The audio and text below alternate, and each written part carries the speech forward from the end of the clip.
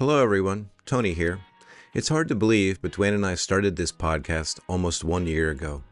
To date, we have published over 30 episodes, have had the show downloaded over 1,200 times, and have reached 8 different countries. Through it all, we've had a great time, telling and hearing stories and diving deep into the world of human forestry. As with many projects like this, it starts as a totally different idea and morphs itself into its own entity. Tree Actions has grown and will continue to. Dwayne and I are always looking for new ways to connect and grow the community. We have opened a Patreon page which can be found by searching for Tree Actions on the Patreon website or app. A link is also posted in the show notes.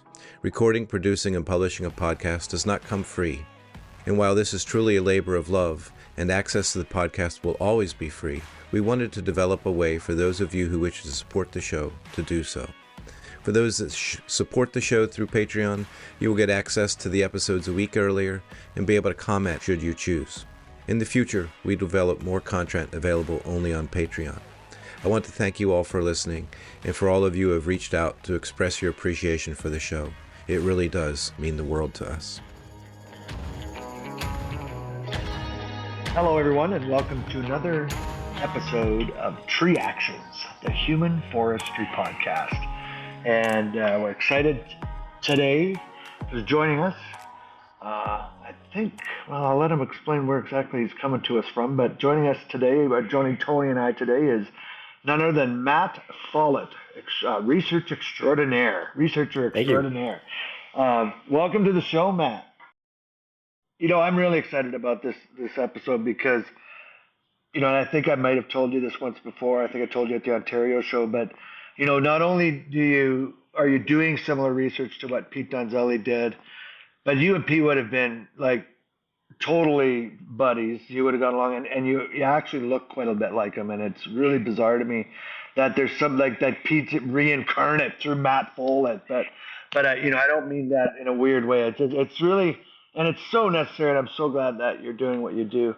But we always kick things off by asking our guests their first memory of when they feel they've connected with trees or with the human force or with trees in general. Like, do you remember what comes to your mind when your first memory of connecting with trees? There's little sparks here and there. I grew up on a farm, but I also had access to a cottage property near Parry Sound, Ontario.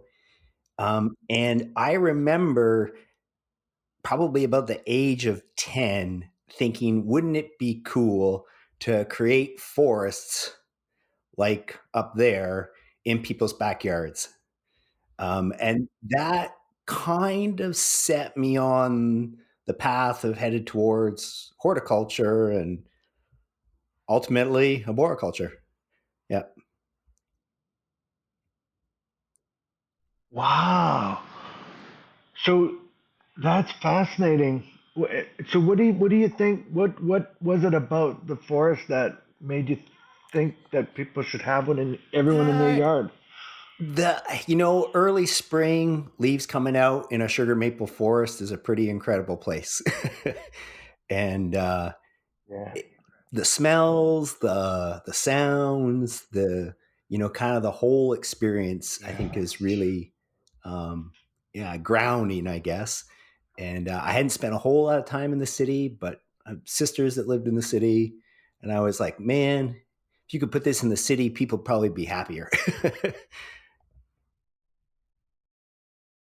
Yeah, you know, I remember that when I first started traveling to train, and you know, now I feel very fortunate to have been able to experience the different seasons and the different forests, the different types of trees that we have in this great nation, and you know, North America in general, even the world, and you know, it's so different and so beautiful, each in their own right, you know. But yeah, sugar bushes is it's very special. Yeah. You know, it's a really cool place.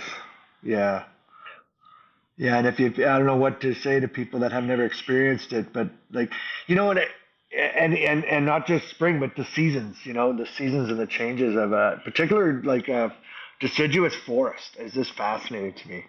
you can't see, the next hill in the summer, but fall and winter comes and Yeah. you can see 3 hills over and realize, holy crap, that was always there. No, You for don't get sure. that in an evergreen forest. You never see Yeah, it. for sure. It's fascinating And to me. I'm not saying Sugar Maple's my favorite forest by any matter of means, but certainly it's a pretty incredible place. Yeah, all forests are pretty magical. Yeah, that's the thing I found too. Is I used to travel when I first started traveling. It was like, this is the best place you got it. And I'd come home and my wife would say like, I found the best place there is. But over the years, I'm just like, man, every place is beautiful. Like every place has places, and I'm lucky I've been able to hang out with people that show me their favorite spots, and favorite trees, and it's amazing everywhere. So, when do you think it? How did it change from wanting a sugar bush in everyone's yard in the city and thinking everyone would be happier that way, to it actually becoming a job or something you did, like where trees became a bit more tangible of Well, a I revenue ended up stream, if working you for will? this guy that some people might know, Phil Dickey, in Kitchener, Fast Forest, Okay. and he sent me up a Norway maple in about 1992 to take the top out of it because whatever, that's what we did. And I got about 15 feet off the ground, and I yelled at him, told him I wasn't going any higher. Yeah, but I kind of got a kick Wow. out of it, and I drove tree spade for him for a while, and then I went to the school Hort and Niagara Parks, and that's where the real stuff started happening. So what do you recall from going to school horticulture in Niagara Falls, that that like what point did you realize, oh yeah, this is where I want The to day be, I this met is where Ian it is for Bruce, me? Yeah, Okay, I kind okay. of I ended up at the school. I had climbed a bit, had my own gear, was kind of working on the side, silly stuff. And but I kind of had this idea that I was going to go back into putting trees in back people's backyards and do landscape design. And then Ian Bruce showed up, and he and I got Oh, chatting, and I was like, no, we're going back to trees. This is good. wow. Yeah, So was Ian a teacher of yours, or did you work with Ian as well? yeah, So I obviously did. Ian Bruce was a teacher of yours. After graduating from school, did some work for him, uh, kind of subcontract type stuff. It was good. Yep. So was trees uh, a job, and then as that job changed, like because you did you ever I leave have and been come back to solid the in industry? Or it. have I you mean, always I stayed? kind of say I'm 28 or 30 years at this point in time in it. So yeah, yeah. Um, Wow. I had the early life gig of being a ski instructor in the winter and a tree guy in the summer, and I thought I was going to keep that going, and I've let the ski instructing go to the back, much to my chagrin. Seem to be spending too much time doing tree stuff. I do, yeah, lots, Do you yeah. still ski? Yeah. Okay. Yeah.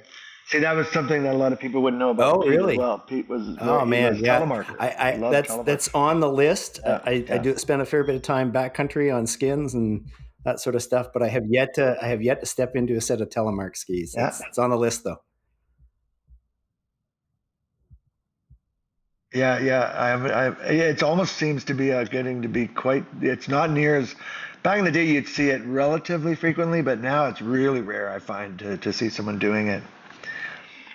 Um, so you're involved with research now. So obviously you didn't start doing research. I mean, I guess every artist says they do research every day, but in order to get to that stage would have required more schooling and to get your PhD. Just talk to us a little bit about that how that all happened and how you transitioned from School of Hort to being in industry to going back to school and moving into where you're now. What happened, and what gave you the Early passion on, for I that? got kind of hooked on what we called the Journal of Arboriculture back then.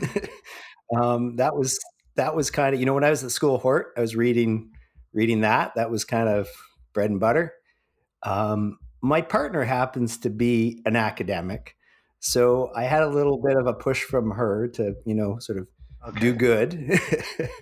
So that was there, and Yeah, yeah. I was working out west in Seattle, and I got to meet Andreas Detter, and yeah, that Ah, that changed some things for me because I was like, wow, this is cool stuff. And so he and I have been working together since then. And through him, I was like, this is fun. I gotta be involved in this.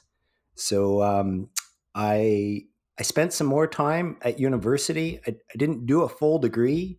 I just kind of went back to get a better idea of how science worked.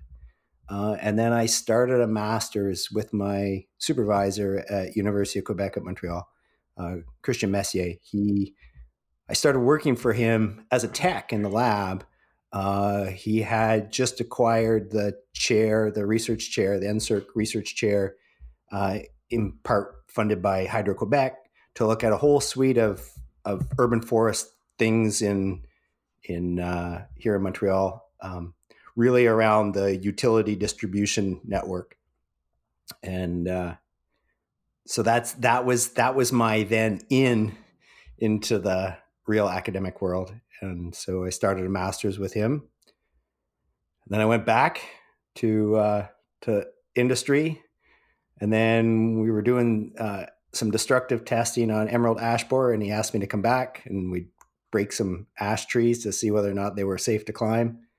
That was 2017, 18, something like that. And hmm then we turned it back to school again, ever a student.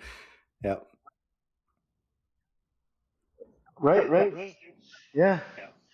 So, because I guess I would be presumptuous. I'm I assuming you am. got your I am. PhD. I think you did you not? We're in Or we're are in the you last still? legs. Yeah. I I'm hoping to defend. Oh, I okay, should be okay, done okay. now.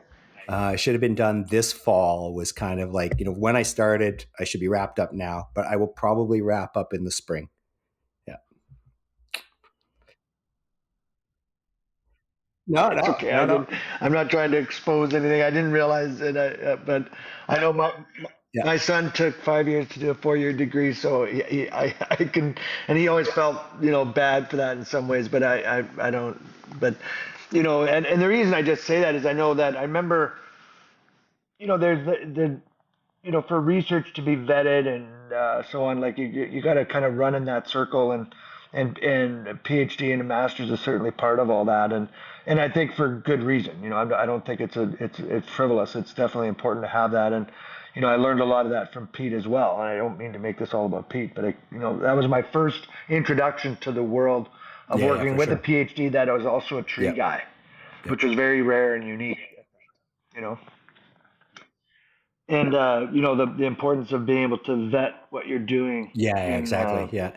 I mean, and it's scientifically, I it's a guess. process. We got things forms we got to fill out, and little exams we have to take. I have to finish my comprehensive exam here this fall, which I still haven't been given the question, but I will get this question, and then I have to dig into the literature, and it won't be biomechanics, and it won't be rigging. It'll be something close. We don't know yet what. My guess is it's going to be nursery production, because we've talked about that in the lab a bit, and the issues with nursery production. So I got to do that, and then I finish writing, and I'm hopefully done. Yep.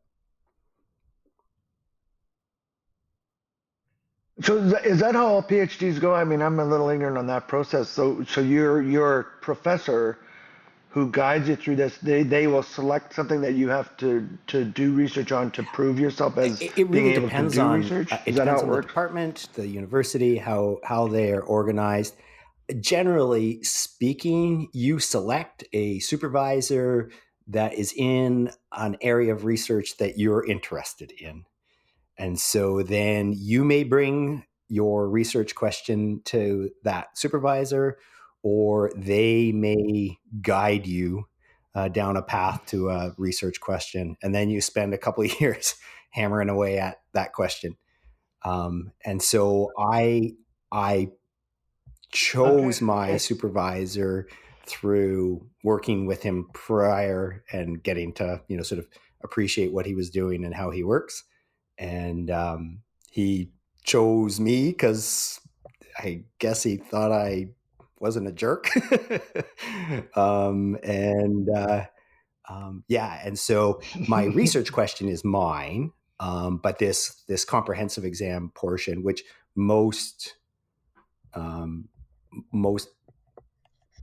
doctoral programs will have some sort of, outside of your specific question, some sort of way to move you out of your specific interest and see how well you understand science. Right. Yeah. Okay. I'm wondering if you could, I know a lot of people, and I was one of them. I guess I think it's fair to say. I think I understand the difference, but you hear so much, especially now with the internet and the social media and everything that's out there. Someone, well, we tested it, we checked it, put it between two trucks and pulled till it busted, or I've used it this many times, and I know that this works, and like these types of statements and anecdotal. I don't think they're completely invalid, but can you could you explain from your perspective, just for the sake of for education reasons, the reason for someone like yourself going through the process you're going through, so that your research can, I guess the word I would use is legitimized or be legitimized, and what the benefit is and the differences and the risks of anecdotal field studies versus control, true research like what you're doing. So, I mean, I think that's really what it comes down to.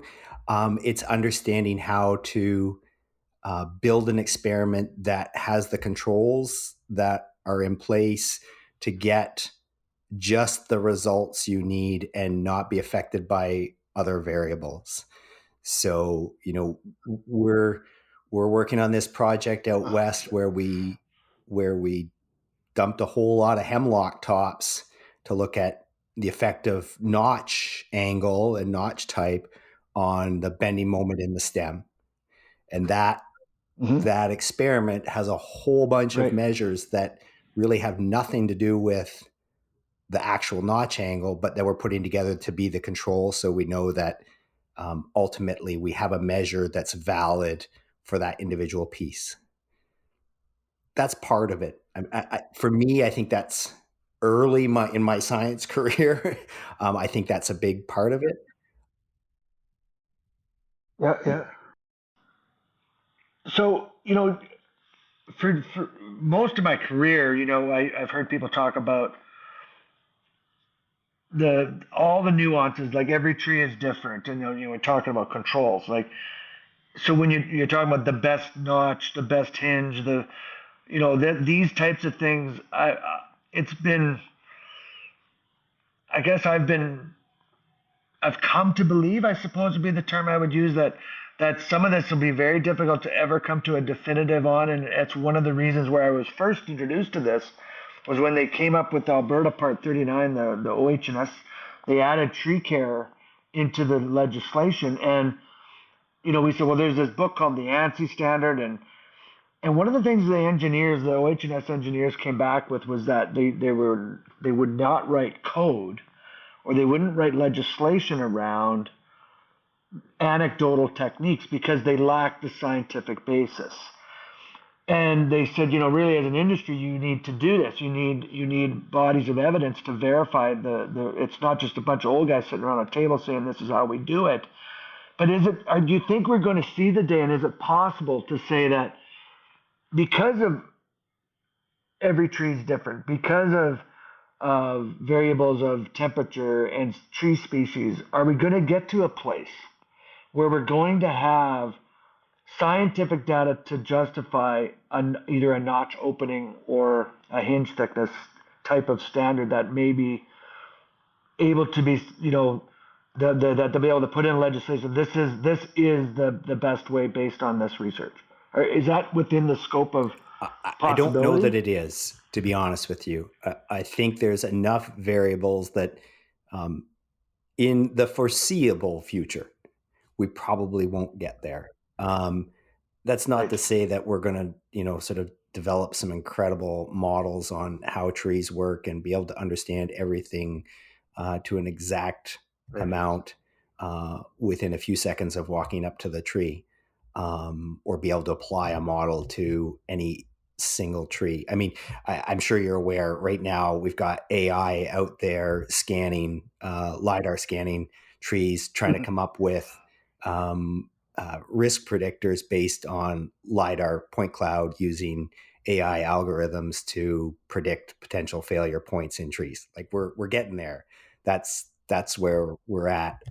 Right. Outside of my little realm of dropping a few pieces of wood out of a tree and measuring some stuff. Um, so Wow. it's possible with that sort of technology that we would get there. But I think, I hope one of the things that sort of attracts, I think, a lot of people to the industry is the somewhat ability of having some creativity on how we do our job. And I think having more knowledge is good to give us guidance. Right. But I sort of hope that we stay away from the idea of this is the only way to do something, because there's always a situation that might Right. call for a different scenario.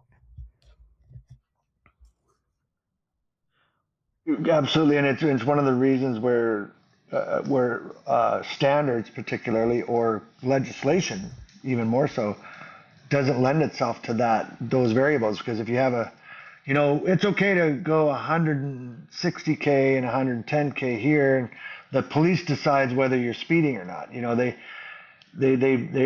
have to be more definitive in that in code writing, right? And OH&S particularly. And when it comes to trees, we don't fit those parameters like an electrician would, or a plumber would, or even an architect building a building. Um,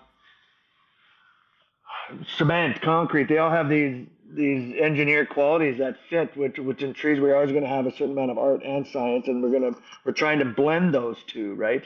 And I think it is what's cool about the industry, but um, it's why I think we often get talking more about a trade uh, uh, aspect of things, where there's your experience is blended with the knowledge, and it's left to how well.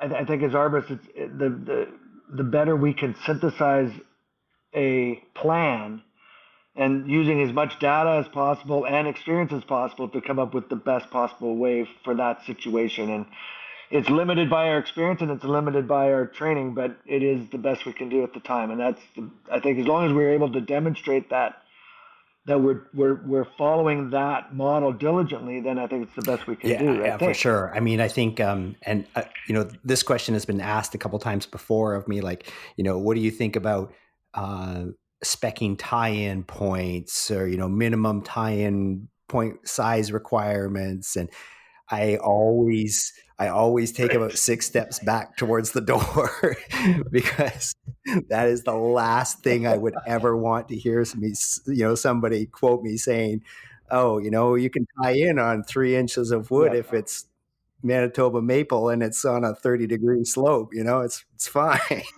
I'll hang a truck on it." Right. So yeah, Exactly. it Yeah. Yeah. yeah, it's such an open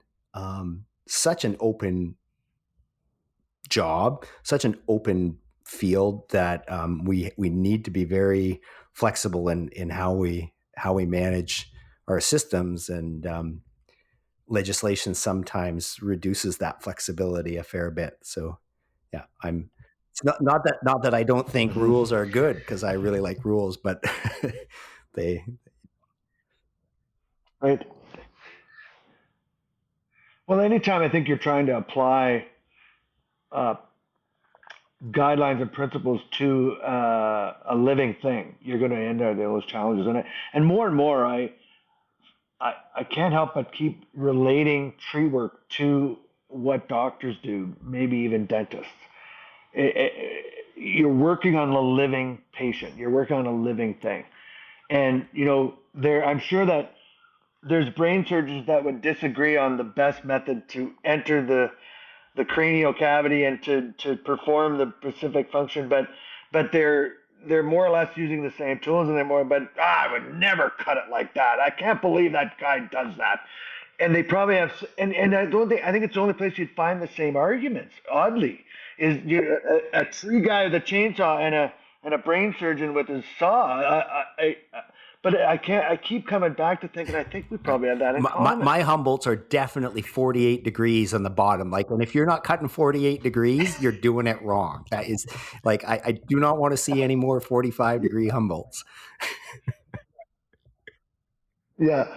Well, and that's the funny thing too, is giving things names, and sizes. Like, I often ask students about what if they cut a Humboldt. Oh yeah, Humboldt's the best, and where, how it even got the name. Most people aren't even aware of Humboldt County and how the origins of the notch, and that it comes.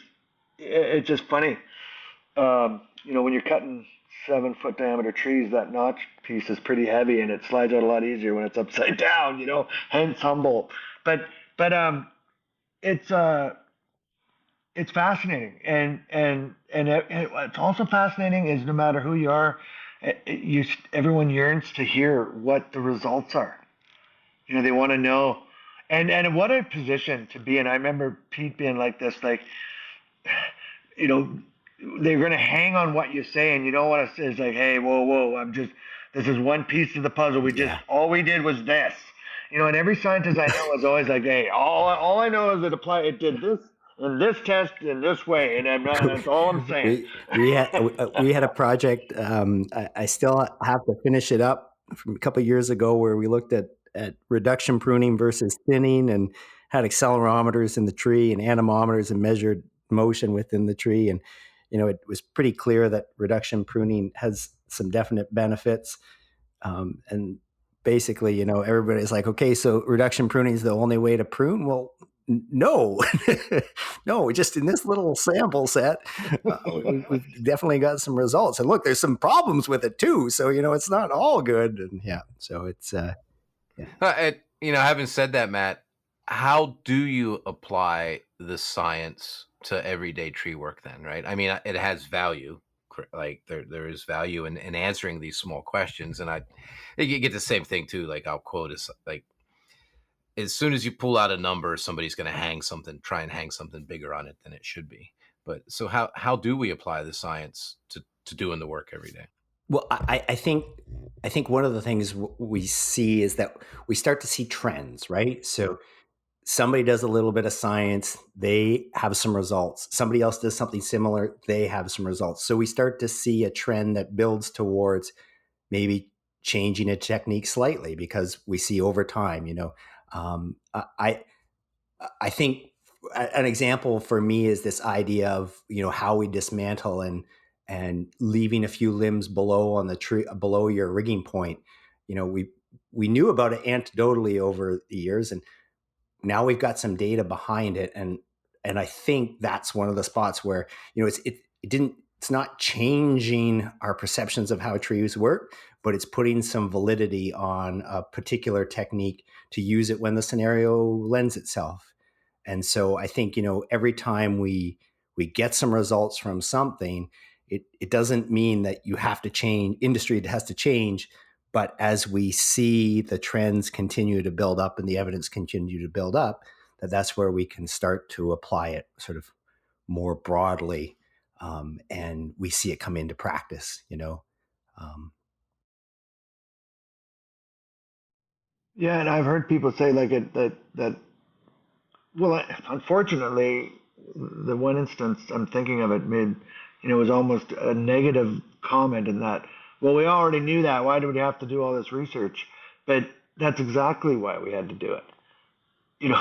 It's to give it a bit. Just because you knew it or you think you felt it, it's nice to have some data behind it, right? Some verification. people will take a course and go, I learned some of what they learned was that they were doing things the right way. They just had never had that confirmation. I think that's what Yeah, science can yeah. I really think do in some cases. it's the research that I am personally doing is not going to change our perceptions of how trees behave biomechanically, and they're not going to change how we do tree work. But I think it is going to help inform us for best practices. And I think that the more data we can have for these idea of what are best practices, what's happening up there, kind of gives us a better understanding of how to move the industry forward and keep it safe. It's funny. Years ago, Mm-hmm. I got to meet Ken James, and we were chatting, and I described some things to him that I thought were going on in the tree, and he's like, you climbers have such intuition as to what's happening in the tree because you're there so often, and you've felt and seen so much that Yeah, you're yeah. just like squirrels, and it helps to inform science. And so I think that there is really this give and take within our industry where the science and understanding of what we're doing, whether it's from a safety point of view or a pruning point of view, can be directed by some of the analogy, some of the antidote, some of the perceptions of climbers, and then it just kind of kicks around back to help reinforce, our understandings. Um, it's just kind of wrapping our head around these big complex structures and how they work and how do we manage them in the best possible scenario. It might not be exactly the same every time, and it might not be the right scenario every time, but the more we understand them, and the more we understand what's happening both within the structure and with us working in the structure, and the biological response to the pruning that we're doing, it all moves towards being able to better manage. And, we're moving away from making big cuts because on the base of silver maples, because that was what caused us to take a whole bunch of silver maples down, because we used to take big limbs off, those little things that we've learned along the way. And I think, that's just what the science is helping to do, is kind of move the ball down the field. And um,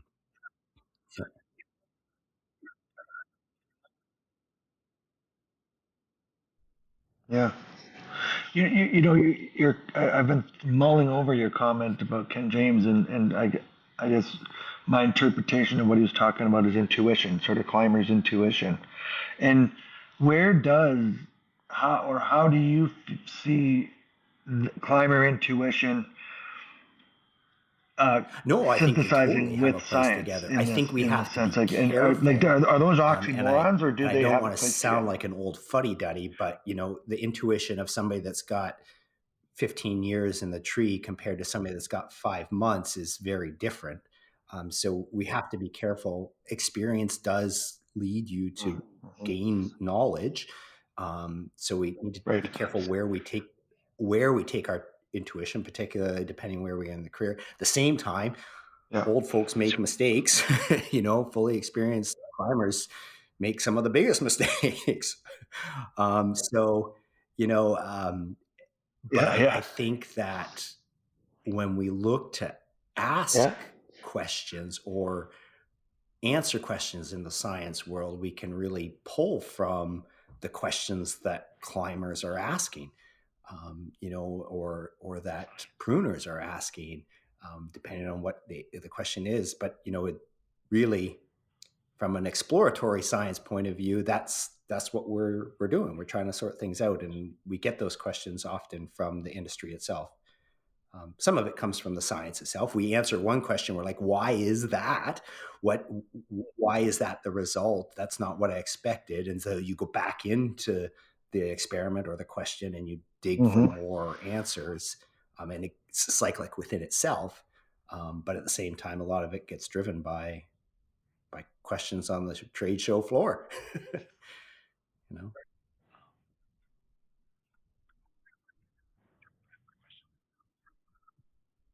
Right.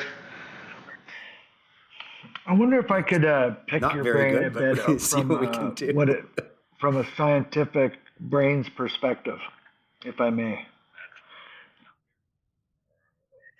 Well, and it's a personal question. It's something that I ponder about because I've tried for many years to understand how Peter made the decision he did that day. And I know, yeah, I'm not, you're not going to be able to answer that, but I believe it had something to do with his the way he thought as a scientist. Because it was really ironic because when he chose to I am tie, he not had the. familiar I mean, enough you're familiar to with what happened to opine him. I on the think, like situation. the But basic if you what want to took fill me place. in, I can probably.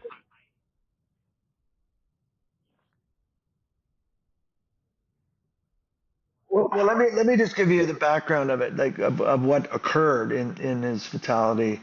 It was a lightning struck pine tree. Okay, it had been struck many times, and which caused the homeowner to want it removed. He had it was working with a local tree service that was in his area that he would see driving around, and he wanted to do some practice doing some rigging before we were going to shoot the art and science and practical rigging videos on a Saturday. This was a Wednesday, and he had done work with this company before. Okay, so that's all the connection was to his that he had to this business. And he would normally show the guys some new things. So he had a bag full of a new block and porta wrap that he was going to show them later that afternoon. But they hadn't gotten into it yet. It was supposed to be they were just going to blow the top out of this pine, chunk it down. And the foreman at the scene called it a sleeper. So, anyways, he went up, and the foreman said he seemed nervous, like he had taken. No, he'd taken and he stripped the tree completely. So there was no talk of leaving limbs for dampening. Okay, that a lot of that came out of Pete's fatality, and he had cut a notch. He would have cut an open notch. He would have bore cut it. I know he did. We were there the next day, saw the pieces. And he had gone up and he had taken more limbs off. So he tried to get the piece smaller or lighter, but he moved. Was going to take it smaller, and then he moved it into thicker wood. So there was something intuition, going back to intuition, that he felt the tree was unstable. But here's where it got, to me, what really was one of the things that really stimulated failure is he asked and directed the ground crew to take the fall of the rigging line to an adjacent tree. So the line went at an angle from the top of the tree. So it went up around a natural branch union, and he tied off the top, and he was going to catch the top. But the climbing line or the rigging line went at an angle, so you can imagine now the bending moment that would have ensued. And unfortunately, the ground person, as often was the case, he took 3 wraps around an oak tree, so there was no chance for shock absorption, like no dampening or no. It was going to not decelerate. It was going to come to a sudden shock load stop. Now, the thing was, about a month or two prior to this, we had done some research down at Champagne, and we had similar to what you guys are doing. We were chunking down a bunch of pieces of ash, and we were lifting one back up. And Pete had mounted pictures on it, so he wanted to calculate its acceleration through the arc of the fall, and we had stapled on these grid patterns, these pieces of fabric, so he could take photos, and then he could plot basically the arc of this thing. So, and anyways, and in that we also we changed the angle at the rigging point, and as we increased that angle, we noticed measurable reduction in shock load, or in force at the rigging point. So bend radius increased, which was positive, and the force at the block decreased, which by all intents and purposes made sense. Well, if we can, and that was achieved by opening the angle. In other words, instead of running the rigging line, the fall of the rigging line running down to the base, we ran it off at an angle. And the greater that angle, the greater the force reduced. But we were having discussions about, okay, well, where did it go? Because Pete had, we learned from him that energy isn't created. So if we had a 2-to-1 reactive force when the ropes were parallel, where did the force go? Like where was the resultant force? Like, And of course, we know now it went into bending moment. And it seems like that Pete didn't think of that or didn't. And I remember him saying at the time, like, well, we're going to get to that. Right now, we're just researching this. That's going to come into play later. Because I can't help but thinking he was trying to, he figured, well, if he was concerned about the stability of the stem and he moved the rope angle away, which we know would reduce load because we had done that only a few months prior, but would he have just not thought about the bending moment, or was it just a simple human error? Probably more than likely, right? Like, I know it's a terrible question to ask you, but when you lose a friend and you go there the next day and you ask every question you can think of, and it's why I'm so intrigued and why I really I know I'm mentioning Pete a lot in this conversation, which I don't normally do, but it just brings me back to all the conversations I had with him and what you're doing. I know I'm not doing it with you, but like I was so involved with it at the time, and I just can't understand why he didn't Yeah, think it's that hard to might know, have and I don't want put to that kind of heavy put side load on the any tree. answers to it. You're in a situation, you neglect to think about something, you're trying something new, and maybe that's the scary thing about trying new things or doing new things, and sometimes we step out of comfort zone or whatever. So I mean, I really, I don't think I can, I don't think I can answer either what was going on or why what happened. I think the I think the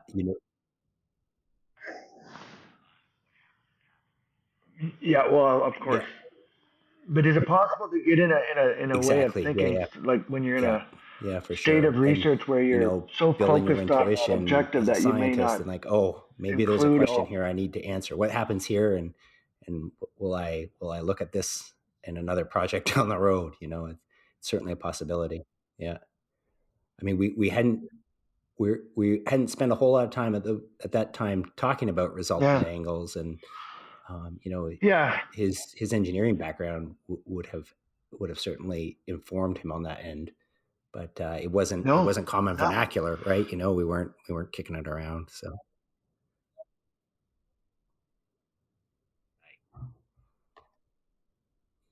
not at all. Not at all. I remember we were sitting in a restaurant not long after, and I was playing with straws, and I was bending the top of a straw, like and thinking about the incident,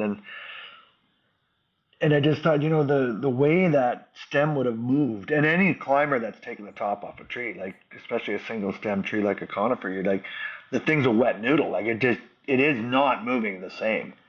And I thought, that just somehow coincided with the defect of that lightning strike. And the side when he adjusted the sides of the top, that just happened to send a frequency down the stem that just happened. That's why his good friend Stanley, who wrote the song "Like the Sea," said it was just yeah, yeah, so many yeah. little things had to align in just the right. The book "The Perfect Storm" and how that storm, those three storms collided. Stanley called it the perfect tree for that reason. He said like there were so many little variables that had to all align at exactly the right place that there was no way to even cast any blame or mistake. It was just meant to be for some weird, strange reason. And that's how Stanley chalked it up, because he said, and he also, I remember, and it gave me comfort saying, that Pete would hold responsibility at himself. He would not expect anyone to, he wouldn't blame anybody, and he wouldn't.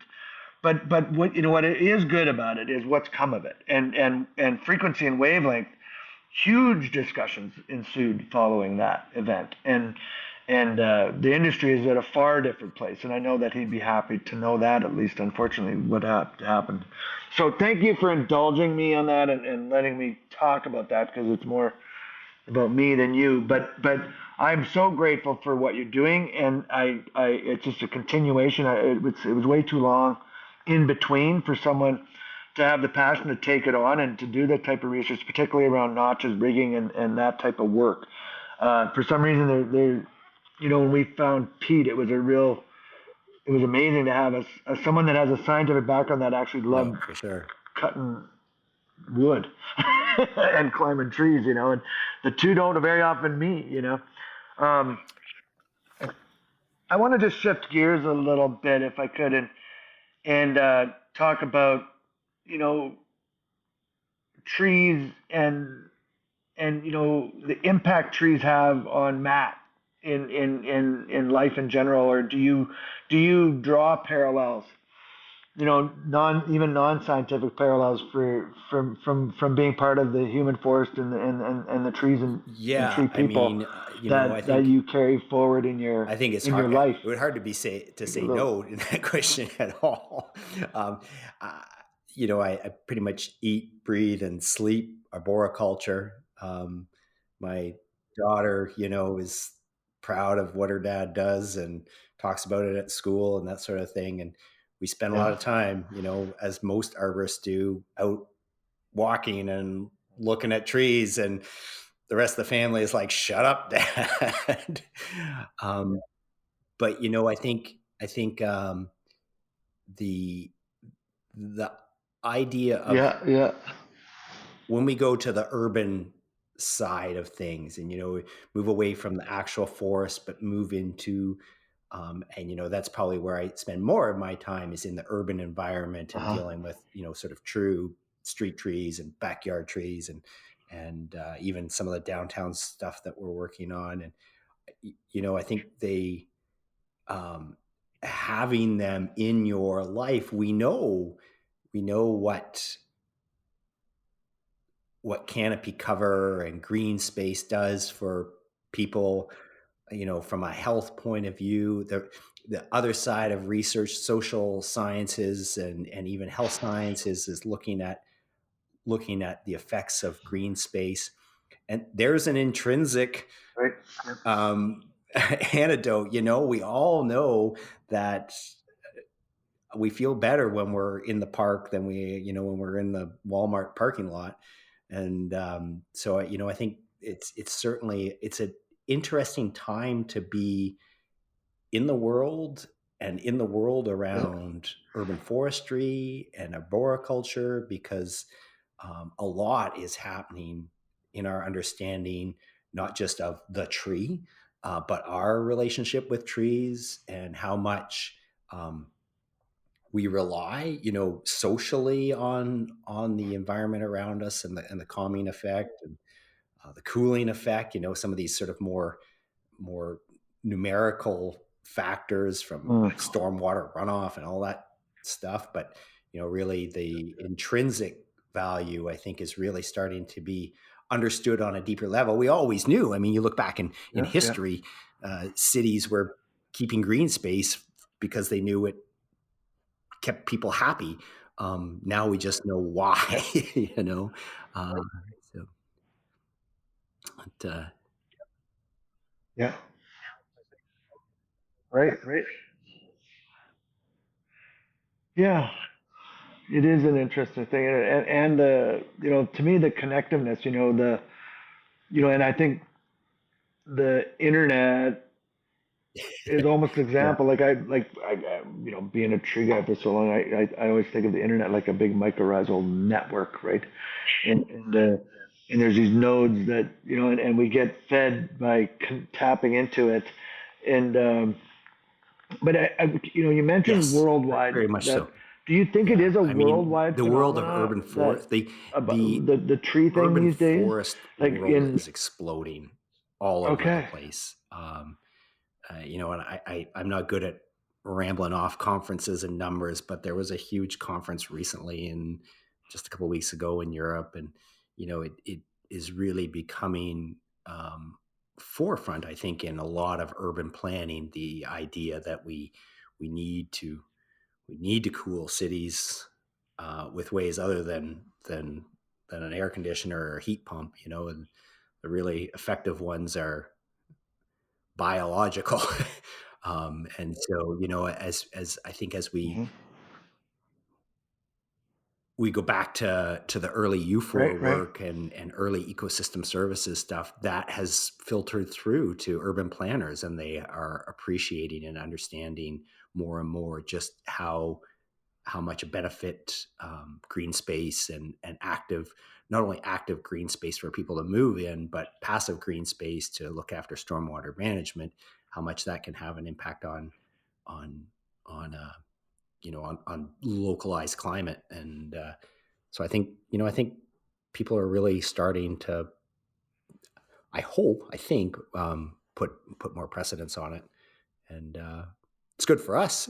you know, um, yeah, it's certainly changed the industry, I think, to a certain degree. Yeah, yeah, yeah. ISA conferences years ago were a bunch of arborists, and now we're seeing a lot more of the urban forestry side. And some people don't like to break them apart, but I think it's important because we often talk in the subject of scale, and I will maintain that I'm an arborist. I work in the urban forestry world, but when I think about scale, my population is Mm. the branches on the tree, and the urban forester's population are the trees themselves. And so I'm thinking, on a much finer scale than they have to think. And I think it's important that we have those distinctions, and um, that we allow the industries to kind of hold on to their own components. You can move back and forth, and it's great to have interdisciplinary actors, people doing all kinds of things. But I think it is important to have some focus, Mm-hmm. so that you can specialize on something a little bit more than trying to do everything. And by having that specialty, as long as you know that there's another scale somewhere out there, you can kind of focus in on things, and it makes us better at that job, I think. Yeah.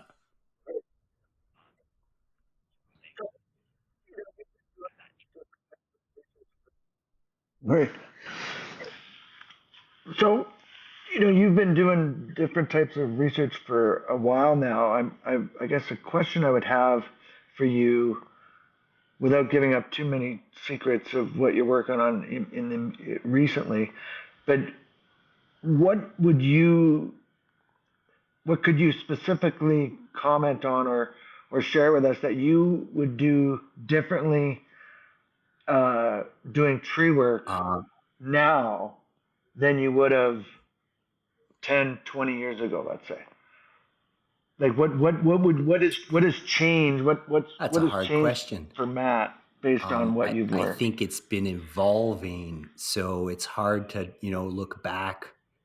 Uh, um, and I've evolved both as my risk tolerance has gone up as I age and become a father and all those sort of things. So there was some natural changes in practices Mm. because of that.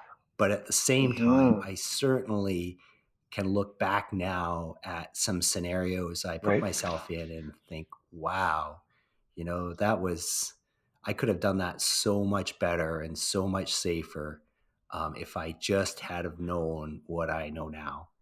Um, I used to sing "We All Live in a Yellow Submarine" at the top of my lungs when I'd throw a big top on a skinny little noodle. And now I won't throw a big top on a skinny little noodle. So that's what's changed. Uh Now I'll climb a little higher and leave some branches below me, or get a crane. huh.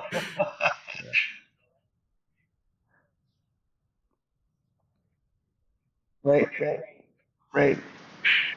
Well, then I mean, I think that that is a natural uh, uh, phenomenon of the human condition. Of like, I remember I was doing some training with Bartlett, and the other guest that they had brought in was a psychologist, and I was like, what the heck? And the reason was that they wanted their managers to understand the psychology of their workforce, which was prominently mid 20s, that the risk centers of a young man's brain is not as developed as an older person, and they don't even, so to try to communicate risk to them is a very different thing because they can see it and they can understand it, but they don't really synthesize it as it's happening to them, and they don't realize they're taking the risk they're taking. Whereas you take a 35-year-old person or man in particular, and I ain't doing that. Whereas you thought nothing of it at 25. I found it interesting too. They said that this individual shared that in women it occurs even earlier. Like women develop the risk part of their brain to synthesize and actually comprehend risk. It develops much earlier, like into the late teens, into teenage years, whereas in men it's late 20s, early 30s. I guess that's why, soldiers are usually young men, right there.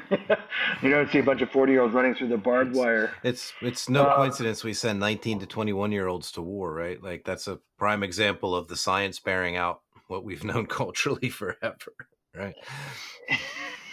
Right. But pruning wise or removal wise, like interesting. You mentioned the limbs below. That was anecdotally something we started doing many years ago without any science, and as a direct result of Pete's fatality as well, that you could feel the difference. It wasn't measured, but you could certainly feel it. And your research, that has been released, that was certainly like corroborated sure. that, or proved it quite conclusively that it helps quite a bit. Changing the world from what we understand. That was really a project that took our understanding of biomechanics and applied it to the rigging scenario, and we knew the results we were going to get because the theory said that that's what was going to happen. The question was, how much was it going to happen? And in a specific incident, would it be, measurable? Which we saw it was very, very impactful. And we've since repeated that project again. I'm wrapping that data into it in another tree at a workshop in Ireland, and we got exactly the same results.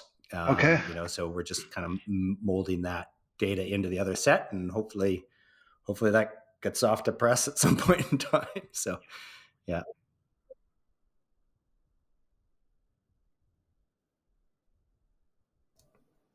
Yeah, well, let's just for the sake of our listeners, and maybe not, I'm sure a lot of our listeners would probably be aware of what you're talking about, but let's just say that someone isn't. Like, if you just explain what you're talking about and how it works, just as if someone never heard about it before. How would you explain what we're talking about to someone? The effect and of as far as limbs in practice, below the rigging point in a top removal scenario. So you're standing on a stem, and is there a difference if you leave a few branches below your rigging point on the forces, and particularly the amount of strain that the stem sees? And so we would theorize that these branches below become some form of damper. If they have leaves on them, they're partially aerodynamic dampers. If they have mass to them, they're mass dampers. But they help to reduce the amount of energy that gets put into the stem, and also the speed at which that energy gets put into the stem. So they're doing kind of two things. And so we threw a lot of tops, and we slowly dismantled the tree from the bottom up, taking limbs off and repeatedly throwing the same top time and time again. And we saw, this was a small ash tree in an open growing park, about 35 centimeter dBH, I think, something like that. The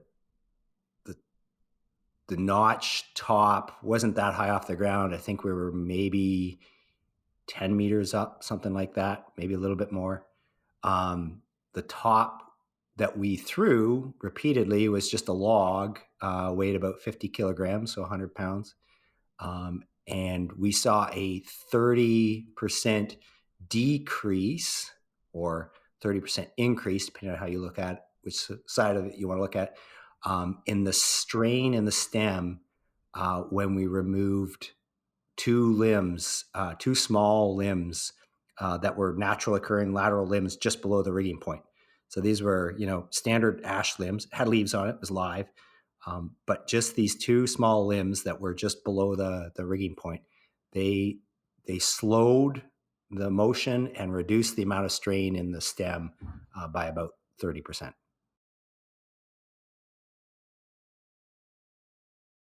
And if you wanted to elaborate on strain is, are you talking bending moment, or are you talking? So there's a couple of ways to gain data. One of the easy ways is to measure the elongation of the fibers at the base of the tree. This gives you an idea of how much force is being put into the tree and bending it, how much it's bending. And so with a fairly simple linear strain gauge, and the ones that we have sort of are almost nanometer sensitive. So they measure the elongation in the fiber as the stem bends. If you imagine you pull on a tree, the fibers on the backside are going to get longer, the fibers on the front side are going to get shorter. And so we measure that at this really fine scale. And we can do some things like we preload the tree. So we put a rope in it and we pull it with a known force. And so we can essentially calibrate how much force takes to bend the tree. And then when the piece comes out, we can map that onto that known force, that known bending amount. And we can say, oh, this piece of wood gave an equivalent amount of force to the upper rigging point of, I don't know, 250 kilograms of pull force. So that's kind of how the system works. We can also measure track motion, and we're working on that. The problem with tracking motion is it gets much more complex to look at it. And this is actual, like using spatial sensors. When you look at the graph, it's kind of harder to explain to people and show because there's no time element. And so, but when we measure strain, it's easy to show that motion with on the x-axis as time. So it's a way of kind of our brains processing what we talk about. And so I find that strain is kind of the easier way for my brain, at least anyway, to understand what's going on. Yeah, and I can see why you know your time with Andreas, because all the pull testing stuff is all measuring all those forces. Yeah.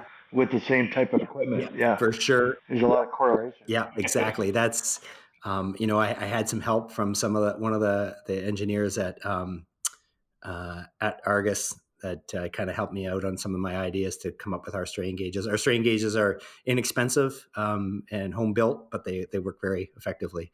So, yep. Yeah, it's very exciting.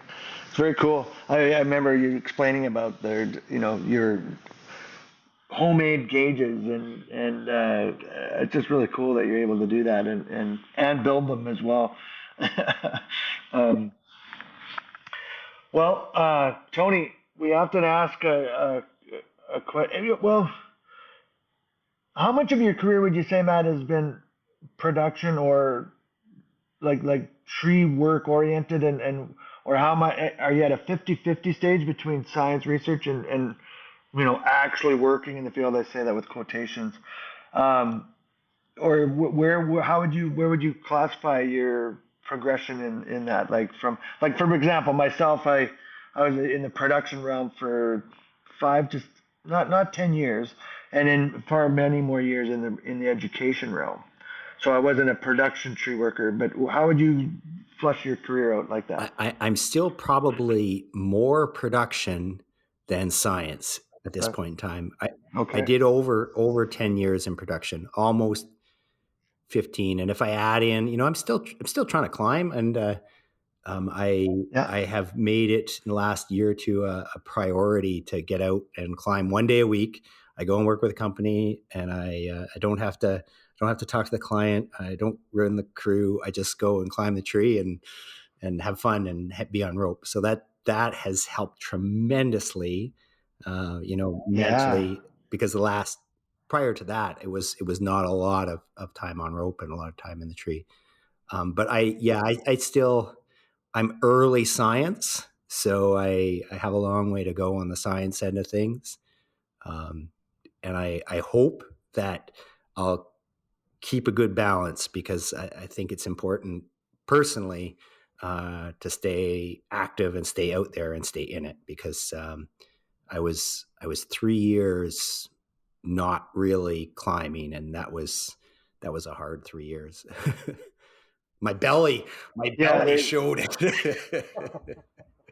Yeah, well, it has that effect, and yeah, I can totally relate. Yeah, not just belly, but like you kind of get a beer brain as well as a beer belly. Yeah. If you're not careful. Yeah. But Tony likes to ask our guests a question of in retrospect, looking back on their career, and I think Tony, I was wondering if we're at that stage where you might be Sure, but you formulating already kind of asked it. that question for Matt. No, no, no, Matt. I usually ask our guests like if Did I?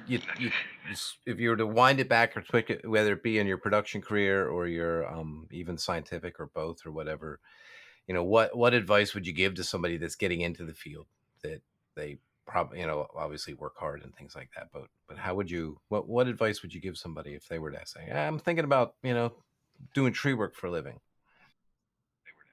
Do it. Do it. Yeah, yeah, I have a little bit of a teaching component to the career. I'm working with both students that are in the urban forestry world and have no contact with arboriculture or have had very little, and they're asking about it. And then, of course, working with young climbers and young arborists as well. I think for the non-involved, for those people that have some inkling that they would like to work in the field, whether it's urban forestry or arboriculture, it's try it, because I would. It's hard work. You're outside. It's cold. It's wet.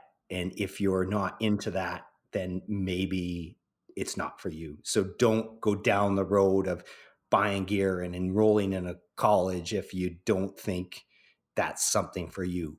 But if you have any inkling, try it, and then you'll probably be hooked, because once you're in it, it's pretty hard to not see all the opportunity that is there, whether it's working feeding a chipper or whether it's doing science or coming up with tree protection plans for construction.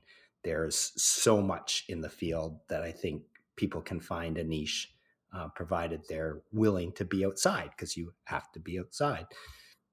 And for the people that are involved already,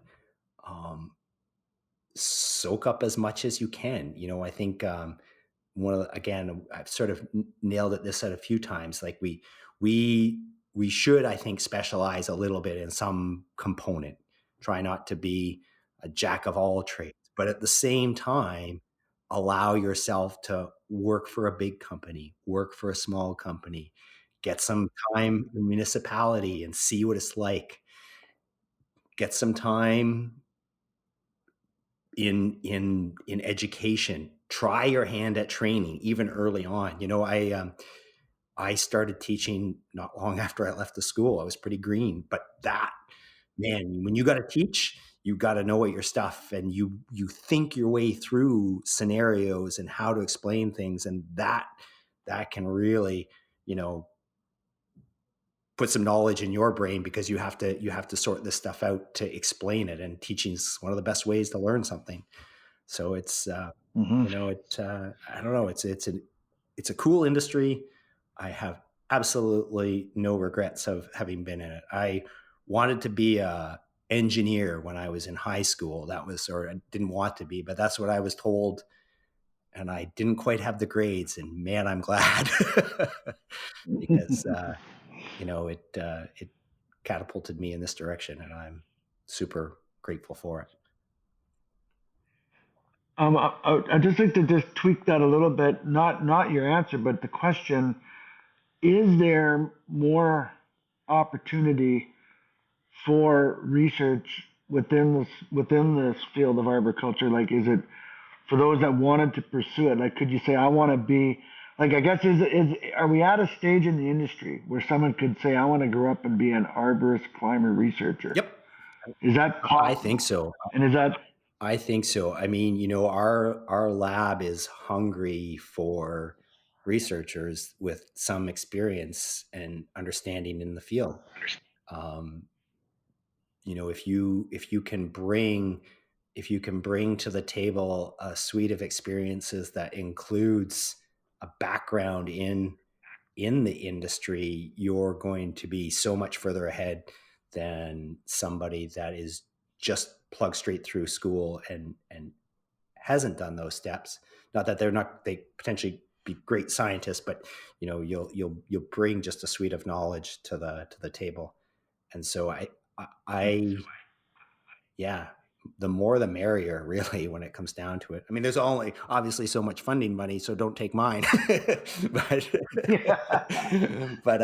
it's I think there's a lot of stuff happening, and we're going to see it continue in the next little while. Yeah. Well, that's excellent. Thank you so much, Matt, for taking time and working through our technical challenges today and just being on the show. I really appreciate it.